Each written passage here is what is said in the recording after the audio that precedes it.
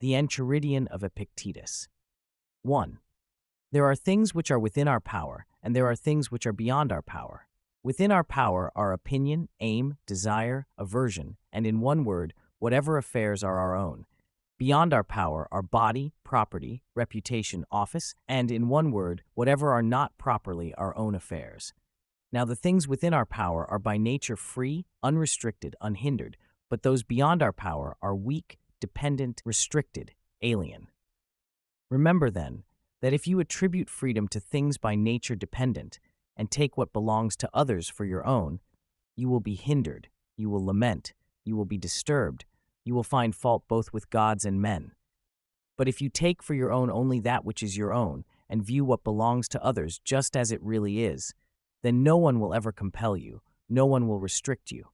You will find fault with no one, you will accuse no one, you will do nothing against your will. No one will hurt you, you will not have an enemy, nor will you suffer any harm. Aiming, therefore, at such great things, remember that you must not allow yourself any inclination, however slight, toward the attainment of the others, but that you must entirely quit some of them, and for the present postpone the rest. But if you would have these, and possess power and wealth likewise, you may miss the latter in seeking the former, and you will certainly fail of that, by which alone happiness and freedom are procured. Seek at once, therefore, to be able to say to every unpleasing semblance, you are but a semblance, and by no means the real thing. And then examine it by those rules which you have, and first and chiefly by this, whether it concerns the things which are within our own power, or those which are not, and if it concerns anything beyond our power, be prepared to say that it is nothing to you. 2. Remember that desire demands the attainment of that of which you are desirous, and aversion demands the avoidance of that to which you are averse, that he who fails of the object of his desires is disappointed, and he who incurs the object of his aversion is wretched.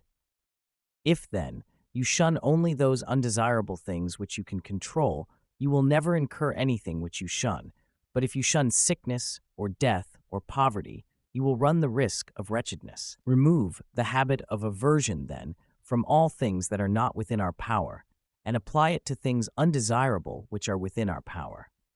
But for the present, altogether restrain desire. For if you desire any of the things not within our own power, you must necessarily be disappointed, and you are not yet secure of those which are within our power, and so are legitimate objects of desire. Where it is practically necessary for you to pursue or avoid anything, do even this with discretion and gentleness and moderation. 3. With regard to whatever objects either delight the mind or contribute to use or are tenderly beloved, remind yourself of what nature they are, beginning with the merest trifles. If you have a favorite cup, that it is but a cup of which you are fond of. For thus, if it is broken, you can bear it.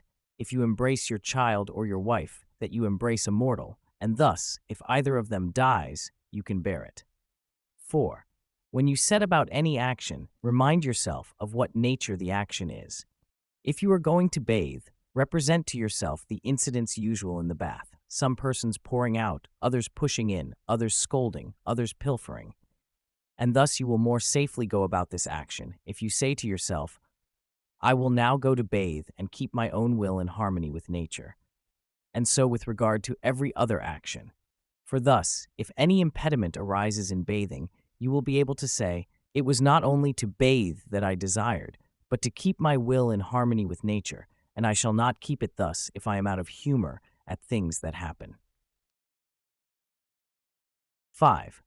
Men are disturbed not by things, but by the views which they take of things. Thus death is nothing terrible, else it would have appeared so to Socrates. But the terror consists in our notion of death, that it is terrible. When, therefore, we are hindered or disturbed or grieved, let us never impute it to others, but to ourselves, that is, to our own views.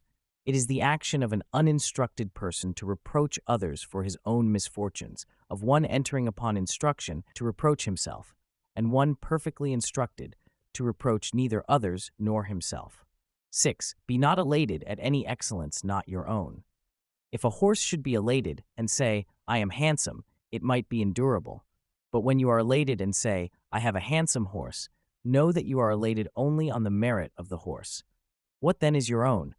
The use of the phenomena of existence, so that when you are in harmony with nature in this respect, you will be elated with some reason, for you will be elated at some good of your own. 7. As in a voyage, when the ship is at anchor, if you go on shore to get water, you may amuse yourself with picking up a shellfish or a truffle in your way, but your thoughts ought to be bent toward the ship, and perpetually attentive, lest the captain should call, and then you must leave all these things, that you may not have to be carried on board the vessel, bound like a sheep. Thus likewise in life, if, instead of a truffle or shellfish, such a thing as a wife or a child be granted you, there is no objection. But if the captain calls, run to the ship, leave all these things, and never look behind. But if you are old, never go far from the ship, lest you should be missing when called for. 8. Demand not that events should happen as you wish, but wish them to happen as they do happen, and you will go on well. 9. Sickness is an impediment to the body, but not to the will unless itself pleases. Lameness is an impediment to the leg, but not to the will. And say this to yourself with regard to everything that happens. For you will find it to be an impediment to something else, but not truly to yourself. 10. Upon every accident, remember to turn toward yourself and inquire what faculty you have for its use.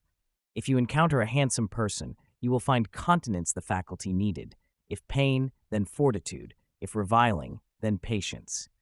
And when thus habituated, the phenomena of existence will not overwhelm you. 11. Never say of anything, I have lost it, but I have restored it. Has your child died? It is restored. Has your wife died? She is restored. Has your estate been taken away? That likewise is restored. But it was a bad man who took it. What is it to you by whose hands he who gave it has demanded it again? While he permits you to possess it, hold it as something not your own, as do travelers at an inn. 12. If you would improve, lay aside such reasonings as these. If I neglect my affairs, I shall not have a maintenance. If I do not punish my servant, he will be good for nothing. For it were better to die of hunger, exempt from grief and fear, than to live in affluence with perturbation, and it is better that your servant should be bad than you unhappy. Begin therefore with little things. Is a little oil spilled or a little wine stolen? Say to yourself, this is the price paid for peace and tranquility, and nothing is to be had for nothing. And when you call your servant, consider that it is possible he may not come at your call, or if he does, that he may not do what you wish. But it is not at all desirable for him, and very undesirable for you, that it should be in his power to cause you any disturbance. 13. If you would improve, be content to be thought foolish and dull with regard to externals. Do not desire to be thought to know anything, and though you should appear to others to be somebody, distrust yourself. For be assured, it is not easy at once to keep your will in harmony with nature and to secure externals, but while you are absorbed in the one, you must of necessity neglect the other. 14. If you wish your children and your wife and your friends to live forever, you are foolish, for you wish things to be in your power which are not so, and what belongs to others to be your own. So likewise, if you wish your servant to be without fault, you are foolish, for you wish vice not to be vice, but something else. But if you wish not to be disappointed in your desires, that is in your own power. Exercise, therefore, what is in your power. A man's master is he who is able to confer or remove whatever that man seeks or shuns. Whoever then would be free, let him wish nothing, let him decline nothing, which depends on others, else he must necessarily be a slave. 15. Remember that you must behave as at a banquet. Is anything brought round to you? Put out your hand and take a moderate share. Does it pass by you? Do not stop it. Is it not yet come? Do not yearn and desire toward it, but wait till it reaches you. So with regard to children, wife, office, riches, and you will some time or other be worthy to feast with the gods. And if you do not so much as take the things which are set before you, but are able even to forego them, then you will not only be worthy to feast with the gods, but to rule with them also. For by thus doing, Diogenes and Heraclitus and others like them deservedly became divine and were so recognized. 16. When you see anyone weeping for grief, either that his son has gone abroad or that he has suffered in his affairs, take care not to be overcome by the apparent evil, but discriminate and be ready to say, what hurts this man is not this occurrence itself, for another man might not be hurt by it, but the view he chooses to take of it. As far as conversation goes, however, do not disdain to accommodate yourself to him, and if need be, to groan with him. Take heed, however, not to groan inwardly too. 17. Remember that you are an actor in a drama of such sort as the author chooses, if short, then in a short one, if long, then in a long one. If it be his pleasure that you should enact a poor man, or a cripple, or a ruler, or a private citizen, see that you act it well. For this is your business, to act well the given part, but to choose it belongs to another. 18. When a raven happens to croak unluckily, be not overcome by appearances, but discriminate and say, nothing is portended to me, either to my paltry body, or property, or reputation, or children, or wife. But to me all portents are lucky if I will, for whatsoever happens, it belongs to me to derive advantage therefrom. 19. You can be unconquerable if you enter into no combat in which it is not in your own power to conquer. When, therefore, you see anyone eminent in honors or power, or in high esteem on any other account, take heed not to be bewildered by appearances and to pronounce him happy, for if the essence of good consists in things within our own power, there will be no room for envy or emulation. But, for your part, do not desire to be a general, or a senator, or a consul, but to be free, and the only way to this is a disregard of things which lie not within our own power. 20. Remember that it is not he who gives abuse or blows, who affronts, but the view we take of these things as insulting. When, therefore, anyone provokes you, be assured that it is your own opinion which provokes you. Try, therefore, in the first place, not to be bewildered by appearances, for if you once gain time and respite, you will more easily command yourself. 21. Let death and exile, and all other things which appear terrible, be daily before your eyes, but death chiefly, and you will never entertain an abject thought, nor too eagerly covet anything.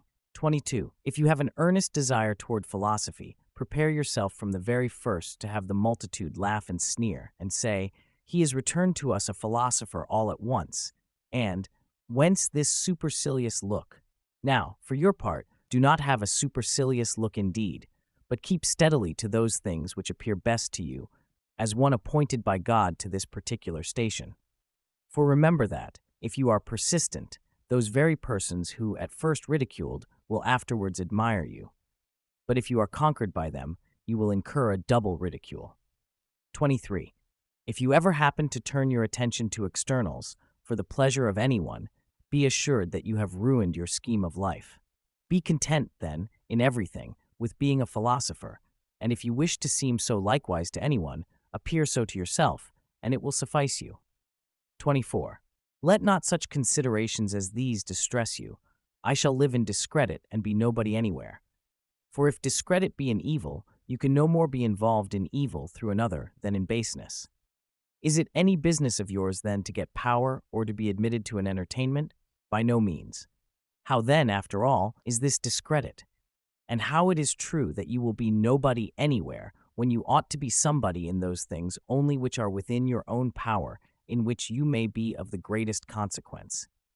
But my friends will be unassisted. What do you mean by unassisted? They will not have money from you, nor will you make them Roman citizens. Who told you, then, that these are among the things within our own power, and not rather the affairs of others? And who can give to another the things which he himself has not? Well, but get them then, that we too may have a share. If I can get them with the preservation of my own honor and fidelity and self-respect, show me the way, and I will get them. But if you require me to lose my own proper good, that you may gain what is no good, consider how unreasonable and foolish you are. Besides, which would you rather have, a sum of money or a faithful and honorable friend? Rather assist me, then, to gain this character, than require me to do those things by which I may lose it. Well, but my country, say you, as far as depends upon me, will be unassisted. Here again, what assistance is this you mean? It will not have porticos nor baths of your providing? And what signifies that? Why, neither does a smith provide it with shoes, nor a shoemaker with arms. It is enough if everyone fully performs his own proper business. And were you to supply it with another faithful and honorable citizen, would not he be of use to it? Yes. Therefore, neither are you yourself useless to it. What place, then, say you, shall I hold in the state? Whatever you can hold with the preservation of your fidelity and honor. But if, by desiring to be useful to that, you lose these, how can you serve your country when you have become faithless and shameless? 25. Is anyone preferred before you at an entertainment, or in courtesies, or in confidential intercourse? If these things are good, you ought to rejoice that he has them, and if they are evil, do not be grieved that you have them not. And remember that you cannot be permitted to rival others in externals without using the same means to obtain them. For how can he who will not haunt the door of any man, will not attend him, will not praise him, have an equal share with him who does these things? You are unjust, then, and unreasonable if you are unwilling to pay the price for which these things are sold, and would have them for nothing. For how much are lettuces sold? An obulus, for instance. If another, then, paying an obulus, takes the lettuces, and you, not paying it, go without them, do not imagine that he has gained any advantage over you. For as he has the lettuces, so you have the obulus which you did not give. So, in the present case, you have not been invited to such a person's entertainment because you have not paid him the price for which a supper is sold. It is sold for praise, it is sold for attendance. Give him, then, the value, if it be for your advantage. But if you would at the same time not pay the one, and yet receive the other, you are unreasonable and foolish. Have you nothing, then, in place of the supper? Yes, indeed, you have. Not to praise him whom you do not like to praise, not to bear the insolence of his lackeys. 26. The will of nature may be learned from things upon which we are all agreed. As when our neighbor's boy has broken a cup, or the like, we are ready at once to say, these are casualties that will happen. Be assured, then, that when your own cup is likewise broken, you ought to be affected, just as when another's cup was broken. Now apply this to greater things. Is the child or wife of another dead? There is no one who would not say, this is an accident of mortality. But if anyone's own child happens to die, it is immediately, alas, how wretched am I! It should be always remembered how we are affected on hearing the same thing concerning others. 27. As a mark is not set up for the sake of missing the aim, so neither does the nature of evil exist in the world. 28. If a person had delivered up your body to some passer-by, you would certainly be angry. And do you feel no shame in delivering up your own mind to any reviler, to be disconcerted and confounded?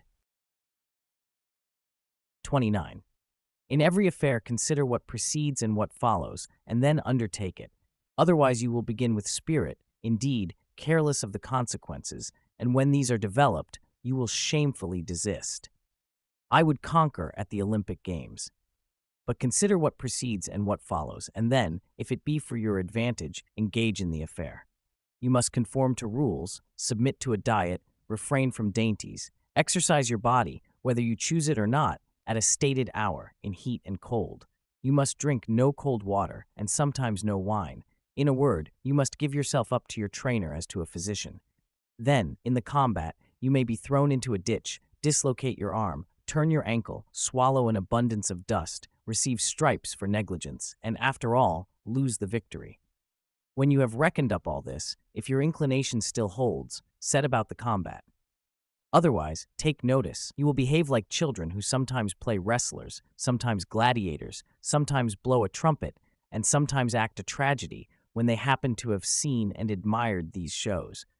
Thus you too will be at one time a wrestler, and another a gladiator, now a philosopher, now an orator, but nothing in earnest. Like an ape you mimic all you see, and one thing after another is sure to please you, but is out of favor as soon as it becomes familiar. For you have never entered upon anything considerately, nor after having surveyed and tested the whole matter, but carelessly, and with a halfway zeal. Thus some, when they have seen a philosopher and heard a man speaking like Euphrates, though indeed, who can speak like him, have a mind to be philosophers too.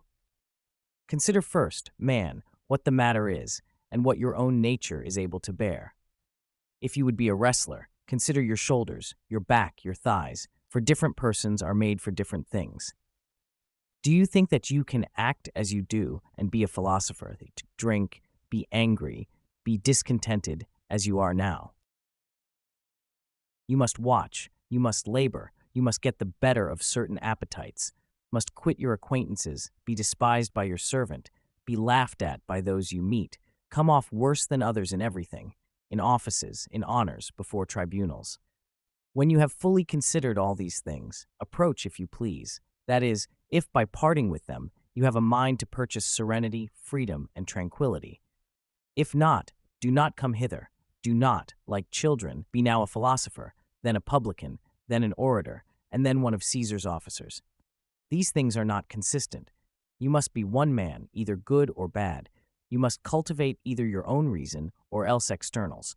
Apply yourself either to things within or without you, that is, be either a philosopher or one of the mob. 30. Duties are universally measured by relations. Is a certain man your father? In this are implied taking care of him, submitting to him in all things, patiently receiving his reproaches, his correction. But he is a bad father. Is your natural tie, then, to a good father? No, but to a father. Is a brother unjust? Well, preserve your own just relation toward him. Consider not what he does, but what you are to do to keep your own will in a state conformable to nature, for another cannot hurt you unless you please. You will then be hurt when you consent to be hurt.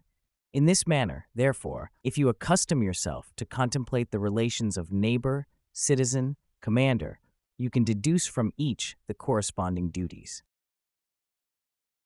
31. Be assured that the essence of piety toward the gods lies in this, to form right opinions concerning them, as existing and as governing the universe justly and well. And fix yourself in this resolution, to obey them, and yield to them, and willingly follow them amidst all events, as being ruled by the most perfect wisdom. For thus you will never find fault with the gods, nor accuse them of neglecting you. And it is not possible for this to be effected in any other way than by withdrawing yourself from things which are not within our own power, and by making good or evil to consist only in those which are. For if you suppose any other things to be either good or evil, it is inevitable that, when you are disappointed of what you wish or incur what you would avoid, you should reproach and blame their authors.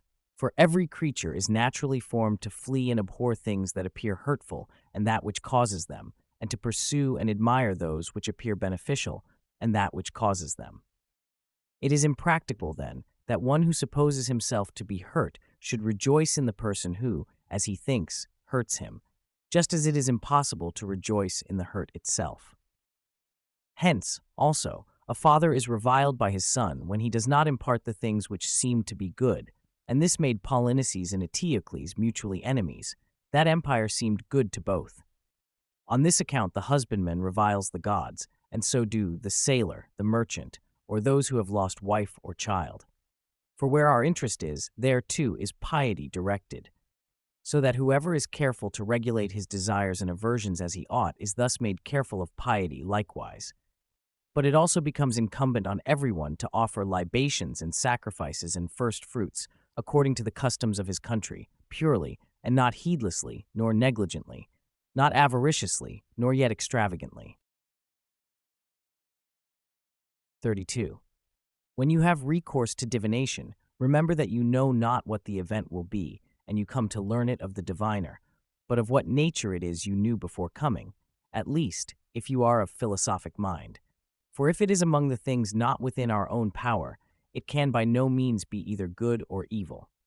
Do not, therefore, bring with you to the diviner either desire or aversion, else you will approach him trembling. But first, clearly understand that every event is indifferent and nothing to you, of whatever sort it may be. For it will be in your power to make a right use of it, and this no one can hinder. Then come with confidence to the gods as your counselors, and afterwards, when any counsel is given you, remember what counselors you have assumed, and whose advice you will neglect if you disobey. Come to divination as Socrates prescribed. in cases of which the whole consideration relates to the event, and in which no opportunities are afforded by reason or any other art to discover the matter in view. When, therefore, it is our duty to share the danger of a friend or of our country, we ought not to consult the oracle as to whether we shall share it with them or not. For though the diviner should forewarn you that the auspices are unfavorable, this means no more than that either death or mutilation or exile is portended.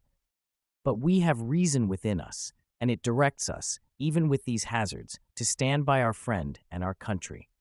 Attend, therefore, to the greater diviner, the Pythian god, who once cast out of the temple him who neglected to save his friend. 33. Begin by prescribing to yourself some character and demeanor, such as you may preserve both alone and in company. Be mostly silent, or speak merely what is needful, and in few words. We may, however, enter sparingly into discourse sometimes, when occasion calls for it, but let it not run on any of the common subjects, as gladiators or horse races, or athletic champions, or food or drink, the vulgar topics of conversation, and especially not on men, so as either to blame or praise, or make comparisons. If you are able, then, by your own conversation, bring over that of your company to proper subjects. But if you happen to find yourself among strangers, be silent. Let not your laughter be loud, frequent, or abundant. Avoid taking oaths, if possible, altogether, at any rate, so far as you are able. Avoid public and vulgar entertainments, but if ever an occasion calls you to them, keep your attention upon the stretch, that you may not imperceptibly slide into vulgarity. For be assured that if a person be ever so pure himself, yet if his companion be corrupted, he who converses with him will be corrupted likewise. Provide things relating to the body no further than absolute need requires, as meat, drink, clothing, house, retinue, but cut off everything that looks toward show and luxury. Before marriage, guard yourself with all your ability from unlawful intercourse with women, yet be not uncharitable or severe to those who are led into this, nor boast frequently that you yourself do otherwise. If anyone tells you that a certain person speaks ill of you, do not make excuses about what is said of you, but answer, "He was ignorant of my other faults, else he would not have mentioned these alone." It is not necessary for you to appear often at public spectacles, but if ever there is a proper occasion for you to be there, do not appear more solicitous for any other than for yourself. That is, wish things to be only just as they are, and only the best man to win, for thus nothing will go against you. But abstain entirely from acclamations and derision and violent emotions. And when you come away, do not discourse a great deal on what has passed and what contributes nothing to your own amendment. For it would appear by such discourse that you were dazzled by the show. Be not prompt or ready to attend private recitations, but if you do attend, preserve your gravity and dignity, and yet avoid making yourself disagreeable. When you are going to confer with anyone, and especially with one who seems your superior, represent to yourself how Socrates or Zeno would behave in such a case, and you will not be at a loss to meet properly whatever may occur. When you are going before anyone in power, fancy to yourself that you may not find him at home, that you may be shut out, that the doors may not be opened to you, that he may not notice you. If, with all this, it be your duty to go, bear what happens and never say to yourself, "It was not worth so much," for this is vulgar and like a man bewildered by externals. In company, avoid a frequent and excessive mention of your own actions and dangers. For however agreeable it may be to yourself to allude to the risks you have run, it is not equally agreeable to others to hear your adventures. Avoid likewise an endeavor to excite laughter, for this may readily slide you into vulgarity, and besides, may be apt to lower you in the esteem of your acquaintance. Approaches to indecent discourse are likewise dangerous. Therefore, when anything of this sort happens, use the first fit opportunity to rebuke him who makes advances that way, or, at least, by silence and blushing and a serious look, show yourself to be displeased by such talk. 34. If you are dazzled by the semblance of any promised pleasure, guard yourself against being bewildered by it. But let the affair wait your leisure, and procure yourself some delay. Then bring to your mind both points of time. that in which you shall enjoy the pleasure, and that in which you will repent and reproach yourself after you have enjoyed it, and set before you, in opposition to these, how you will rejoice and applaud yourself if you abstain.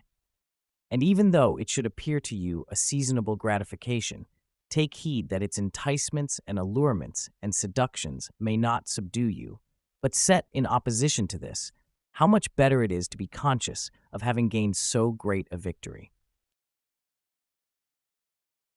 35.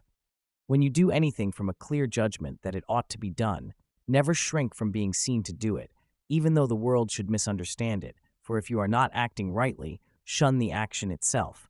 If you are, why fear those who wrongly censure you? 36.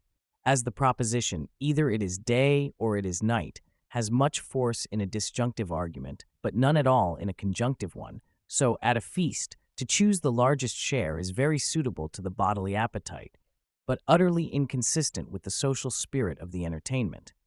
Remember, then, when you eat with another, not only the value to the body of those things which are set before you, but also the value of proper courtesy toward your host. 37. If you have assumed any character beyond your strength, you have both demeaned yourself ill in that and quitted one which you might have supported. 38. As in walking, you take care not to tread upon a nail or turn your foot, so likewise take care not to hurt the ruling faculty of your mind. And if we were to guard against this in every action, we should enter upon action more safely. 39. The body is to everyone the proper measure of its possessions, as the foot is of the shoe. If, therefore, you stop at this, you will keep the measure. But if you move beyond it, you must necessarily be carried forward, as down a precipice. As in the case of a shoe, if you go beyond its fitness to the foot, it comes first to be gilded, then purple, and then studded with jewels. For to that which once exceeds the fit measure, there is no bound. 40. Women from 14 years old are flattered by men with the title of mistresses. Therefore, perceiving that they are regarded only as qualified to give men pleasure, they begin to adorn themselves, and in that to place all their hopes. It is worth while, therefore, to try that they may perceive themselves honored only so far as they appear beautiful in their demeanor and modestly virtuous. 41. It is a mark of want of intellect to spend much time in things relating to the body, as to be immoderate in exercises, in eating and drinking, and in the discharge of other animal functions. These things should be done incidentally, and our main strength be applied to our reason. 42. When any person does ill by you, or speaks ill of you, remember that he acts or speaks from an impression that it is right for him to do so. Now, it is not possible that he should follow what appears right to you, but only what appears so to himself. Therefore, if he judges from false appearances, he is the person hurt, since he too is the person deceived. For if anyone takes a true proposition to be false, the proposition is not hurt, but only the man is deceived. Setting out, then, from these principles, you will meekly bear with a person who reviles you, for you will say upon every occasion, "It seemed so to him." 43. Everything has two handles, one by which it may be borne, another by which it cannot. If your brother acts unjustly, do not lay hold on the affair by the handle of his injustice, for by that it cannot be borne, but rather by the opposite, that he is your brother, that he was brought up with you, and thus you will lay hold on it as it is to be borne. 44. These reasonings have no logical connection. I am richer than you, therefore I am your superior. I am more eloquent than you, therefore I am your superior. The true logical connection is rather this: I am richer than you, therefore my possessions must exceed yours. I am more eloquent than you, therefore my style must surpass yours. But you, after all, consist neither in property nor in style. 45. Does anyone bathe hastily? Do not say that he does it ill, but hastily. Does anyone drink much wine? Do not say that he does ill, but that he drinks a great deal. For unless you perfectly understand his motives, how should you know if he acts ill? Thus you will not risk yielding to any appearances, but such as you fully comprehend. 46. Never proclaim yourself a philosopher, nor make much talk among the ignorant about your principles, but show them by actions. Thus, at an entertainment, Do not discourse how people ought to eat, but eat as you ought. For remember that thus Socrates also universally avoided all ostentation. And when persons came to him and desired to be introduced by him to philosophers, he took them and introduced them. So well did he bear being overlooked. So if ever there should be among the ignorant any discussion of principles, be for the most part silent, for there is great danger in hastily throwing out what is undigested. And if anyone tells you that you know nothing and you are not nettled at it, then you may be sure that you have really entered on your work. For sheep do not hastily throw up the grass to show the shepherds how much they have eaten, but, inwardly digesting their food, they produce it outwardly in wool and milk. Thus, therefore, do you not make an exhibition before the ignorant of your principles, but of the actions to which their digestion gives rise. 47. When you have learned to nourish your body frugally, do not pique yourself upon it, nor, if you drink water, be saying upon every occasion, I drink water. But first consider how much more frugal are the poor than we, and how much more patient of hardship. If at any time you would inure yourself by exercise to labor and privation, for your own sake, and not for the public, do not attempt great feats. But when you are violently thirsty, just rinse your mouth with water, and tell nobody. 48. The condition and characteristic of a vulgar person is that he never looks for either help or harm from himself, but only from externals. The condition and characteristic of a philosopher is that he looks to himself for all help or harm.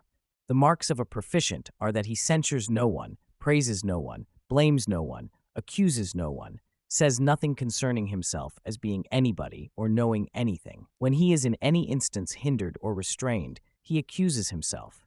And if he is praised, he smiles to himself at the person who praises him. And if he is censured, he makes no defense. But he goes about with the caution of a convalescent, careful of interference with anything that is doing well but not yet quite secure. He restrains desire. He transfers his aversion to those things only which thwart the proper use of our own will. He employs his energies moderately in all directions. If he appears stupid or ignorant, he does not care. And in a word, he keeps watch over himself as over an enemy and one in ambush. 49. When anyone shows himself vain on being able to understand and interpret the works of Chrysippus, say to yourself, unless Chrysippus had written obscurely, this person would have had nothing to be vain of. But what do I desire? To understand nature and follow her. I ask then, who interprets her? And hearing that Chrysippus does, I have recourse to him. I do not understand his writings. I seek, therefore, one to interpret them. So far, there is nothing to value myself upon. And when I find an interpreter, what remains is to make use of his instructions. This alone is the valuable thing. But if I admire merely the interpretation, what do I become more than a grammarian instead of a philosopher, except indeed that instead of Homer I interpret Chrysippus? When anyone, therefore, desires me to read Chrysippus to him, I rather blush when I cannot exhibit actions that are harmonious and consonant with his discourse. 50. Whatever rules you have adopted, abide by them as laws, and as if you would be impious to transgress them, and do not regard what anyone says of you, for this, after all, is no concern of yours. How long, then, will you delay to demand of yourself the noblest improvements, and in no instance to transgress the judgments of reason? You have received the philosophic principles with which you ought to be conversant, and you have been conversant with them. For what other master, then, do you wait as an excuse for this delay in self-reformation? You are no longer a boy, but a grown man. If, therefore, you will be negligent and slothful, and always add procrastination to procrastination, purpose to purpose, and fix day after day in which you will attend to yourself, you will insensibly continue to accomplish nothing, and, living and dying, remain a vulgar mind. This instant, then, think yourself worthy of living as a man grown up and a proficient. Let whatever appears to be the best be to you an inviolable law. And if any instance of pain or pleasure, glory or disgrace, be set before you, remember that now is the combat, now the Olympiad comes on, nor can it be put off, and that by one failure and defeat honor may be lost or won. Thus Socrates became perfect, improving himself by everything, following reason alone. And though you are not yet a Socrates, you ought, however, to live as one seeking to be a Socrates. 51. The first and most necessary topic in philosophy is the practical application of principles, as we ought not to lie. The second is that of demonstrations, as why it is that we ought not to lie. The third, that which gives strength and logical connection to the other two, as why this is a demonstration. For what is demonstration? What is a consequence? What a contradiction? What truth? What falsehood? The third point is then necessary on account of the second, and the second on account of the first. But the most necessary, and that whereon we ought to rest, is the first. But we do just the contrary, for we spend all our time on the third point and employ all our diligence about that, and entirely neglect the first. Therefore, at the same time that we lie, we are very ready to show how it is demonstrated that lying is wrong. Upon all occasions we ought to have these maxims ready at hand. Conduct me, Zeus, and thou, O destiny, wherever your decrees have fixed my lot. I follow cheerfully, and did I not, wicked and wretched, I must follow still. Whoever yields properly to fate is deemed wise among men, and knows the laws of heaven. And this third, O Crito, if it thus pleases the gods, thus let it be. Anytus and Melitus may kill me indeed, but hurt me they cannot.